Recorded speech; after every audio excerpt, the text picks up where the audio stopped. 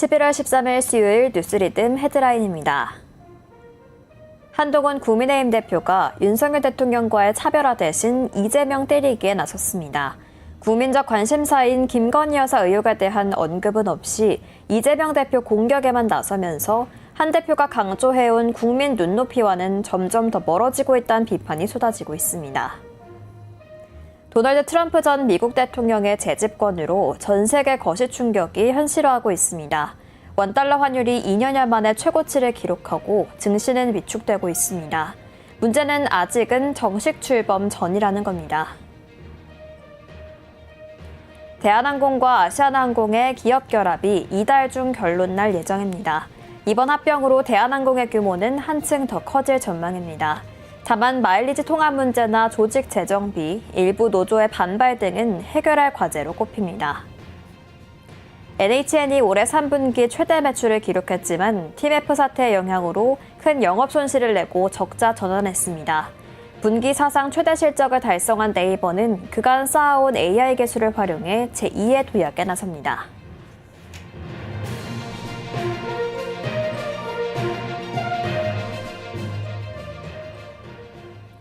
시청자 여러분 안녕하십니까? 뉴스리듬의 전현주입니다.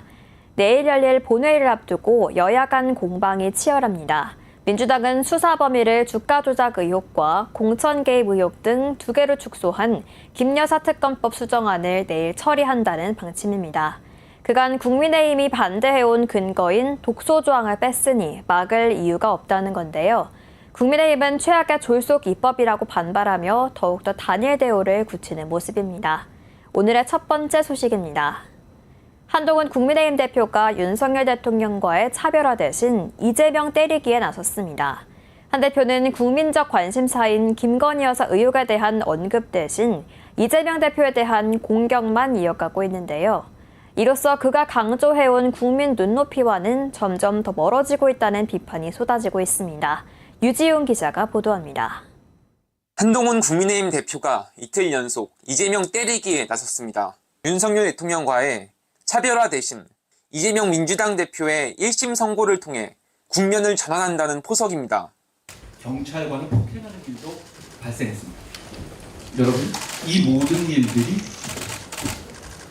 정당한, 공정한 판결을 막기 위해서 이루어지고 있다는 것이 도무지 믿어지지가 않습니다. 한 대표의 발언은 지난 7일 윤석열 대통령과의 기자회견을 기준으로 크게 달라졌습니다.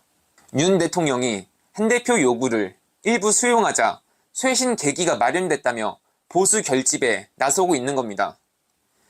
한 대표는 민주당이 추진하는 김건희 특검법 수정안에 대해선 침묵을 지키면서 특검과 별개 사안인 특별감찰관만 강조하고 있습니다. 한 대표에게 기대를 보냈던 민심마저 떠나면 여권 전체가 공멸할 수 있다는 우려가 나옵니다. 뉴스토마토 유지웅입니다. 1년 가까이 지속되고 있는 의료대란 해결을 위한 여야의정협의체가 지난 11일 출범했습니다. 하지만 여야의정 중에서 야당이 빠졌고 의정 갈등 핵심 당사자인 전공의 단체가 불참하면서 반쪽이란 꼬리표를 달게 됐는데요. 당정은 출범 자체에 의미를 두고 연말까지 성과를 도출하기로 했지만 민주당과 전공의 단체는 정부의 전향적 자세를 우선 요구하고 있어서 갈등 봉합이 쉽지 않을 전망입니다. 보도에 김진양 기자입니다. 의료대란 해결을 위한 여야의정 협의체가 11일 출범했습니다. 하지만 핵심 당사자인 민주당과 전공의 단체가 빠지면서 반쪽이란 오명을 안게 됐는데요. 양측의 입장차가 명확해 갈등 봉합이 쉽지 않을 전망입니다. 여야의정 협의체는 이날 오전 국회에서 출범식 겸 1차 회의를 열었습니다. 여야가 연달아 협의체 구성을 제안한 지 약 2달여 만입니다. 참석자들은 매주 2차례 정기회의를 통해 연말 전까지는 의미 있는 성과를 도출하기로 뜻을 모았는데요. 하지만 협의체에 민주당과 전공의 단체가 포함되지 않아 실효성에는 물음표가 달리고 있습니다. 때문에 국민의힘 측에서는 민주당에 책임을 돌리며 압박을 가하고 있습니다. 여야의정협의체의 목표는 국민의 건강이고 방법은 소통과 대화입니다. 다만 아직 여야의정협의체의 야당이 민주당이 참여하지 않고 있는데요. 여야의정 협의체를 당초 민주당이 제일 먼저 말을 꺼내신 만큼 선의가 있다고 저는 믿습니다. 당장은 아니더라도 곧 함께 할 수 있기를 바랍니다. 반면 민주당은 협의체 가동에 대한 진정성에 의문을 제기하며 보여주기식이 아닌 실질적 논의가 이루어져야 한다고 주장하고 있습니다. 뉴스토마토 김진양입니다. 도널드 트럼프 미국 대통령 당선인이 재집권에 성공하면서 한국 경제에는 먹구름이 들이우고 있습니다. 특히 트럼프 당선인의 대선 공약인 10%대 관세 인상이 현실화되면 수출로 지탱하고 있는 한국 경제에 상당한 타격이 될 것으로 예상됩니다. 물가 상승과 경기 침체로 국민의 실질 소득이 제자리 걸음을 하면서 서민의 살림살이는 오히려 후퇴하는 양상입니다. 박주용 기자입니다. 도널드 트럼프 미국 대통령 당선인이 재집권에 성공하면서 한국 경제에 먹구름이 들이우고 있습니다. 특히 트럼프 당선인의 대선 공약인 10%대 관세 인상이 현실화되면 수출로 지탱하고 있는 한국 경제에 상당한 타격이 될 것으로 예상됩니다. 무엇보다 성장률 전망의 하향 조정이 불가피합니다. 이런 상황에서 윤석열 정부는 부동산 부자와 대기업의 세금을 깎아주고 정부 지출을 줄이는 정책 기조를 계속 이어가고 있습니다. 윤석열 대통령의 이른바 부자 감세 정책이 경제사회 불평등 양극화 현상을 더욱 부채질하고 있다는 지적이 나옵니다. 대표적으로 부동산과 가처분 소득 부분에서 빈부격차가 날이 갈수록 벌어졌습니다. 여기에 윤 대통령은 최근 후반기 국정과제로 소득, 교육 양극화 해소를 꺼내들었습니다. 그러나 낙수 효과가 작동하지 않는 현실에서 부자 감세와 긴축 재정으로 인해 양극화는 확대되고 있다는 관측이 제기됩니다. 뉴스토마토 박주영입니다. 트럼프 전 대통령의 재집권으로 인한 국내 증시도 암울합니다. 트럼프 전 대통령 당선 이후 원달러 환율이 2년여 만에 최고치를 기록하고 증시는 비축되고 있습니다. 문제는 아직 공식 취임 전이라는 겁니다. 내년 트럼프 2기 행정부가 출범해 보호 무역주의가 한층 강화되면 우리 경제에 더욱더 직접적인 타격이 불가피해 보입니다. 박진아 기자가 보도합니다. 전 세계 트럼프 리스크가 커지면서 내년 우리나라 경제 성장에도 경고음이 커지고 있습니다. 국내 주요 기관들이 내년 우리나라 경제 성장률 전망치를 줄줄이 내리면서 2% 선을 위협받을 수 있다는 우려마저 나옵니다. 국책연구기관 한국개발연구원 KDI는 내년 우리나라 경제 성장률 전망치를 기존 2.1%에서 2.0%로 하향 조정했습니다. 2025년 우리 경제는 내수 부진이 점차 완화되겠으나 수출 증가세가 둔화되면서 2024년 2.2%보다 낮은 2.0% 성장할 전망입니다. 내년 우리 경제는 내수 회복이 늦어지는 데다 미국 트럼프 2기 행정부 출범과 맞물려 수출 불확실성도 크다는 판단이 작용했습니다.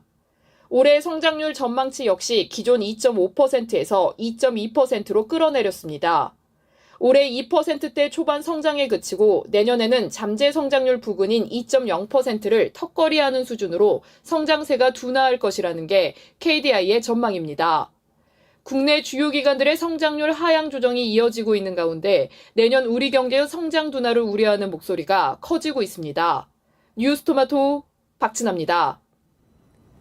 트럼프 전 대통령의 당선은 국내 산업계에도 영향을 미치고 있습니다. 트럼프 당선인은 그동안 모든 수입품에 대해 10%의 일괄 관세를 부여하고 중국산 제품에는 60%의 고율 관세를 부과하겠다고 공언해왔습니다. 전례 없는 보호 무역주의가 예상됨에 따라 세계 무역 질서의 중대한 변화는 불가피할 전망입니다. 이진아 기자가 취재했습니다. 도널드 트럼프의 집권 2기가 확실시되자 글로벌 경제 질서의 근본적 재편이 예고됐습니다. 특히 주목되는 것은 트럼프의 극단적 보호무역 정책인데요. 그동안 모든 수입품에 대해 10% 일괄 관세를 부여하고 중국산 제품에는 60%의 고율 관세를 부과하겠다고 공언해왔습니다. 이는 1930년대 대공황 이후 최고 수준의 관세율로 세계 무역 질서의 중대한 변화를 초래할 것이 예고된 셈입니다. 우리나라 등 주요 대미무역 흑자국을 상대로 미국 우선주의를 앞세워 경제, 통상, 정책 속도전에 나설 수 있다는 전망도 나오고 있습니다. 반도체 관련 전문가들은 트럼프 행정부에서 조 바이든 대통령의 업적으로 여겨지는 반도체 지원법인 칩스법과 인플레이션 감축법 IRA가 폐기될 가능성이 높다고 전망합니다. 특히 배터리 업계는 IRA상 첨단 제조 생산 세액 공제 혜택을 받기 위해 미국 현지에 조 단위로 투자하며 생산 거점을 빠르게 늘려왔는데요. IRA 수혜 규모가 축소되면 중국 배터리 업체들의 공세가 위협적인 상황에서 국내 배터리 업체들의 수익성 악화가 현실화될 것이란 전망입니다. 이 밖에도 친환경 차에 부정적인 견해를 보인 트럼프 정부에서 배터리 산업에 대한 전망도 흐립니다. 완성차는 보편적 관세 부여로 인해 역시 전망이 좋지 않을 것이란 분석이 지배적입니다. 뉴스토마토 이진아입니다. 미군정 57호 피해자들은 억울한 피해가 있으면 보상하겠다는 대통령의 말을 믿었습니다. 그러나 정부는 우리 책임이 아니다 혹은 이미 보상했다는 말만 되풀이할 뿐 움직이지 않았습니다. 이미 피해자 대부분은 고령이거나 숨진 상태인데요. 이들이 사라지고 나면 3대에 걸쳐 이어져 온 호소는 역사 속에 묻히게 됩니다. 미군정 57호 피해자들의 이야기를 유지용 기자가 들여다봤습니다. 미 군정 57호는 일본 돈은 모두 지정은행에 예입해야 한다는 강제 법령입니다. 미 군정으로부터 막대한 57호 예입금을 이양받은 대한민국 정부는 터무니없이 적은 금액으로 피해자들에게 보상했습니다. 그것도 아무 관계없는 대일 청구권 자금을 통해서입니다. 지난 2005년 이 문제를 공론화했던 조현행 금융소비자연맹 회장은 박정희 정부가 57호 강제 예입금을 유용하고 편의에 따라 생색내기용 보상을 했다고 지적합니다. 일제시대 36년간 만주건 일본이건 넘어가서 열심히 일해가지고 돈을 벌은 거라고. 한국에서도 물론 벌었고 벌어가지고 엔화를 가지고 있었는데 이건 대일 청구권하고는 전혀 상관이 없는 거야. 예입하라. 그래서 아니면 죽인다. 엄청난 강제법에 의해서 예입을 시켰어요. 청구권은 일본이 우리나라를 침략해가지고 수탈해간 대가잖아. 박정희 정권에서 대일 청구권 돈을 받아다가 1호 보상이 이거 군정 50초로야. 예입한 돈을 이걸 갖다가 보상을 해주고 그 돈은 완전히 자기네들이 먹은 거죠. 미군정 57호 피해자들은 억울한 피해가 있으면 보상하겠다는 대통령의 말을 믿었지만 20년이 지나도록 정부는 움직이지 않았습니다. 억울한 피해가 있으면 보상을 하겠다고 발표를 했어요. 네. 보상을 해주겠다고 노무현이가. 네네. 그럼에도 불구하고 정부에서 움직이지 않으니까 못한 거지. 그래서 그 신락 같은 희망을 가지고 계속 이거 말이 안 되는 거예요. 정상적인 국가라면은 세계 어디 나라도 이런 경우는 없을 거예요. 더군다나 자본주의 국가에서 은행에다 강제로 예입을 해라 그래서 예입했어. 근데 국가가 그걸 뺏어가? 이자를 붙여서 돌려주지 못할 망정 뺏어가냐고. 고 노무현 전 대통령의 약속으로부터 20년 가까운 세월이 지나면서 피해자 대부분은 고령이거나 숨진 상태입니다. 이들이 사라지고 나면 3대에 걸쳐 이어온 호소는 역사 속에 묻히게 됩니다. 뉴스토마토 유지웅입니다. 당초 금배추 등 김장 대란이 이어질 것으로 예상됐는데 최근 들어 한풀 꺾이는 모양새입니다. 가을 배추가 본격적으로 출하되면서 수급 안정성이 커지고 계절적 요인도 맞물리면서 금배추였던 배추의 가격은 3,000원까지 내려왔습니다. 다만 근시안적인 지원책보다는 정부의 중장기적인 측면에 수급 안정 방안이 절실하다는 지적도 나옵니다. 김충범 기자가 보도합니다. 올가을 오랜 시간 서민들을 괴롭혔던 김장대란 현상이 최근 들어 한풀 꺾이는 모양새입니다. 한국농수산식품유통공사 농산물유통정보에 따르면 이달 11일 기준 배추 소매 가격은 한 포기당 3,877원으로 1개월 전 8,824원과 비교해 절반 이상 하락했습니다. 또 같은 기간 무가격은 한 개당 3,612원에서 2,610원으로 1,000원 이상 낮아졌는데요. 이는 가을 배추가 본격적으로 출하되면서 수급 안정성이 커지고 최근 기온 하락에 따른 생육 환경 개선 등 계절적 요인도 맞물린 데 따른 결과로 풀이됩니다. 특히 전국 배추 재배량의 25%가량을 차지하는 최대 주산지 해남의 배추 재배 면적은 가을 배추 2,259헥타르, 겨울 배추 1998헥타르로 지난해에 비해 소폭 증가했습니다. 농수산물은 그날 그해 이게 수확률이 차이가 있기 때문에 저희가 잘 수급 조절을 해서 예상을 해서 배추가 이제 불황일 것 같으면은 김장 대란 현상이 매년 반복되지 않기 위해서는 근시안적인 지원책보다는 정부의 중장기적인 측면의 수급 안정 방안이 절실하다는 지적도 나옵니다. 뉴스토마토 김초범입니다. 지난 3분기 급등한 공사비 등으로 인해 실적 쇼크를 겪었던 주요 건설사들이 연말을 앞두고 국내 주택 사업과 해외 시장을 중심으로 수주 고비를 죄고 있습니다. 3분기 실적 부진이 나타난 가운데 다가오는 4분기 실적 전망 역시 밝지 않은데요. 주요 건설사들은 남아있는 주요 지역 도시 정비 사업과 글로벌 건설 수주를 바탕으로 업계 불황을 타개하겠다는 방침입니다. 송정은 기자입니다. 지난 3분기 급등한 공사비 등으로 인해 실적 쇼크를 겪었던 주요 건설사들이 연말을 앞두고 국내 주택 사업과 해외 시장을 중심으로 수주 고비를 죄고 있습니다. 지난 3분기 실적을 공개한 주요 건설사들의 영업이익은 전년 동기 대비 최대 60% 넘게 감소했습니다. 이 같은 실적 감소는 공사가 진행되는 현장 수 감소와 원가율 상승, 추가 비용 반영 등이 원인입니다. 4분기도 부동산 PF 부실 여파와 높은 공사비로 인해 실적 전망은 밝지 않습니다. 이에 건설사들은 연말 국내 도시정비 사업과 해외 플랜트 사업에서 수주고를 올리며 업황 개선에 나서고 있습니다. 10대 건설사들의 올 초부터 11월 현재까지 도시정비 사업 수주액은 약 21조 2천억 원을 기록하며 지난해 전체 수주액을 넘어섰습니다. 검단 사고 여파를 딛고 일어선 GS건설이 전체 3위로 올라섰고 지난해 수주액 2천억 원도 기록하지 못했던 HDC 현대산업개발이 1조 클럽에 가입하는 등 대형사들의 도시정비 사업 회복세는 뚜렷한 모습입니다. 업계는 해외로도 눈을 돌리고 있습니다. 최근 대대적인 인사 조직 개편을 단행한 대우건설은 베트남 법인 조직을 정비했으며 투르크메니스탄 진출도 가속화하고 있습니다.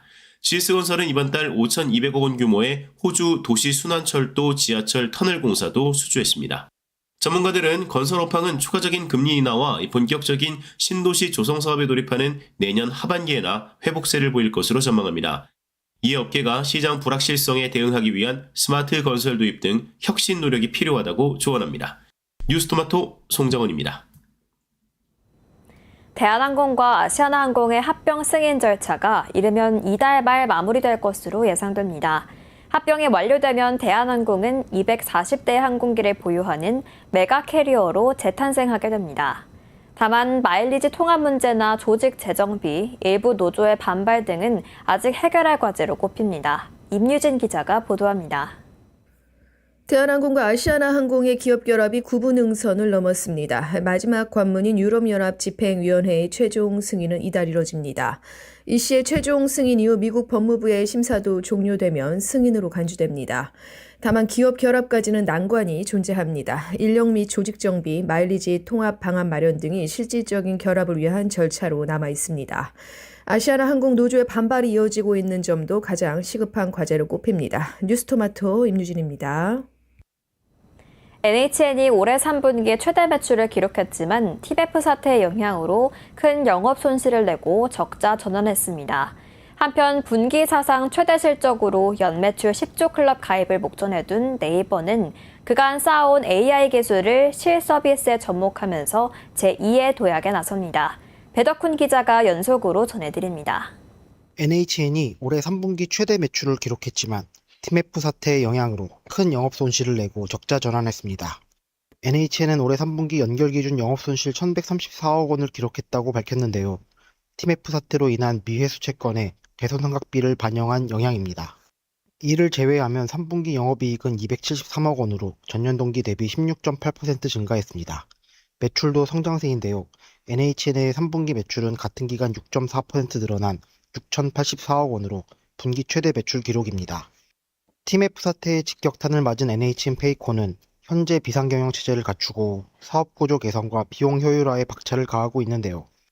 티몬 위메프향 온라인 결제 중단은 당분간 페이코의 거래 금액에 영향을 미칠 것으로 전망되지만 NHN페이코는 빠른 적자 개선을 위해 주력 사업의 성장에 보다 집중하겠습니다. NHN은 주력 사업인 게임 부문과 관련해서는 페블시티의 글로벌 시장 안착과 다키스트 데이즈 등 미들코어 이상의 장르 다변화 전략을 바탕으로 경쟁력을 제고한다는 목표입니다. 또한 NHN은 주가 부양 의지를 바탕으로 내년에도 예년 수준의 배당을 실행하고 주식 총수의 3%에 해당하는 자사주를 추가로 매입해 매입분 전량을 2025년 연내에 소각한다는 계획입니다. 뉴스토마토 배덕훈입니다.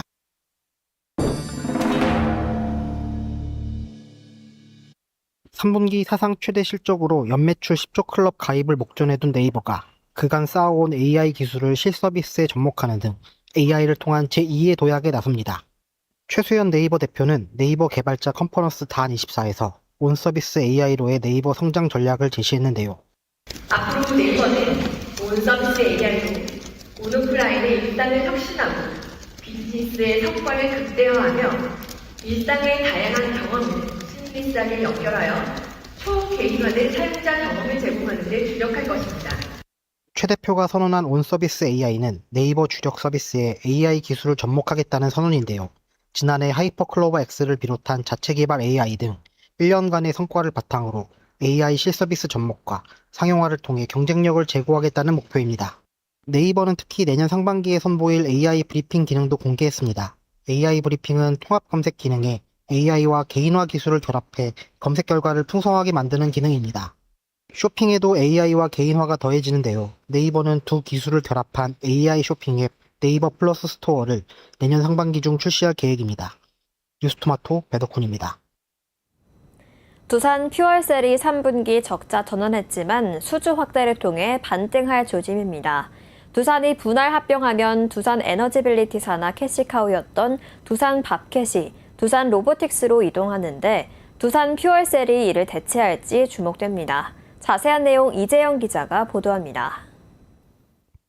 두산 퓨얼셀이 3분기 적자 전환했지만 수주 확대를 통해 반등할 조짐을 보입니다. 두산이 분할 합병하면 에너빌리티 산하 캐시카우였던 두산 밥캣이 로보틱스로 이동하는데 퓨얼셀이 이를 대체할지 주목됩니다. 두산은 로보틱스와 연결된 만년 적자 구조를 해결하고자 분할 합병에 나섰는데 에너빌리티 산하 퓨얼셀까지 적자 전환에 걱정을 키웁니다. 다만 퓨얼셀은 3분기 수주 일감을 늘린 지표가 확인되며 성장성이 높은 수소 모빌리티 사업 확장 움직임도 눈에 띕니다. 퓨얼셀은 3분기 말 기준 선수금이 1,090억 원까지 늘어나 추후 매출 확대 기대감을 키웁니다. 선수금은 전년 동기 123억 원에 불과했는데 10배 가까이 커진 것입니다.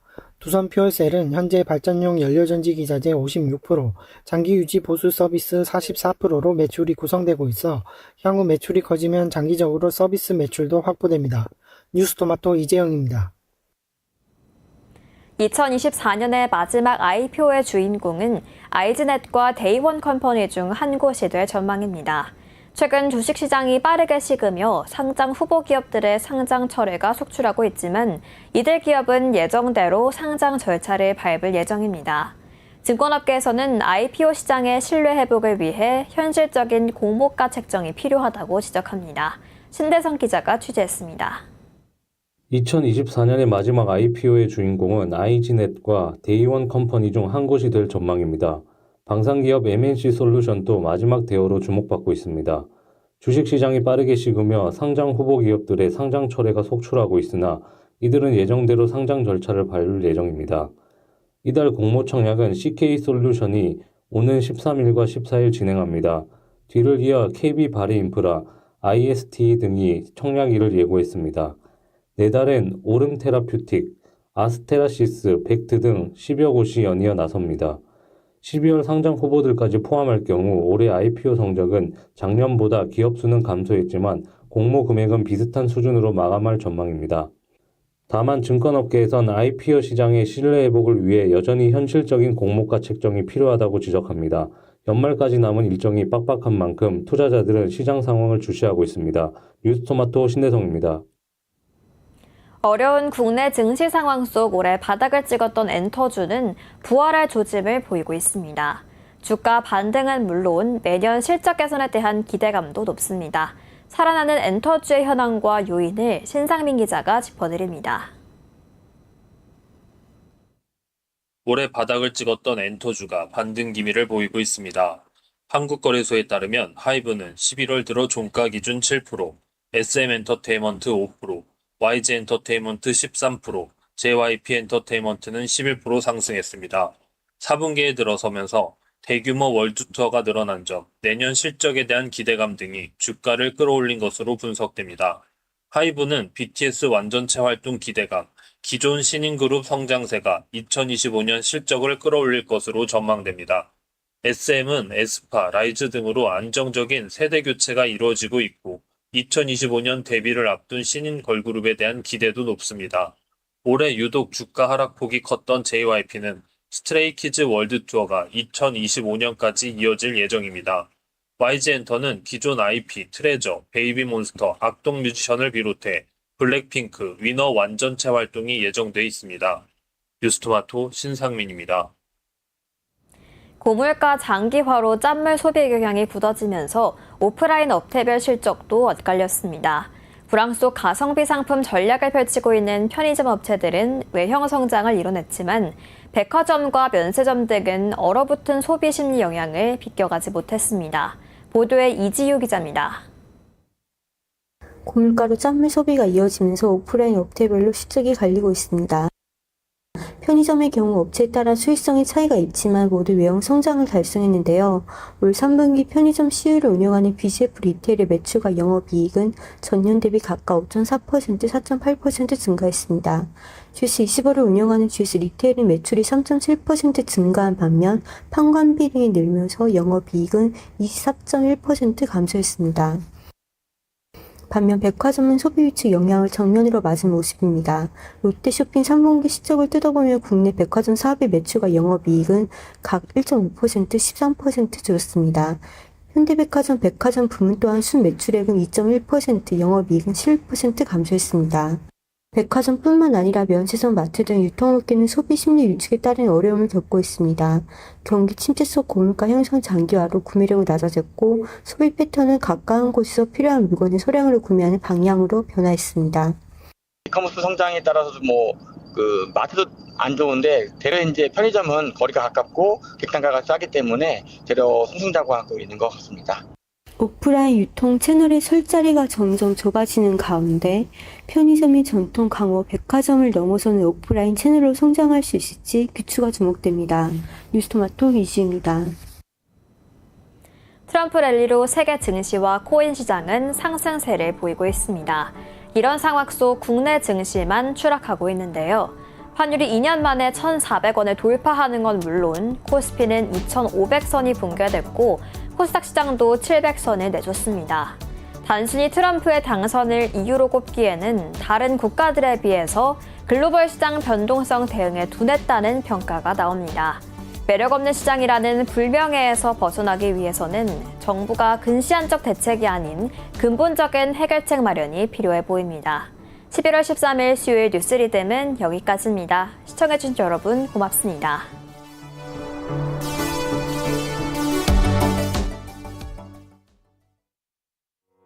우리 아이 재단에서 뜻을 함께할 정기 후원자분들을 기다립니다. 우리 아이 재단은 한반도 어린이를 위한 재단입니다.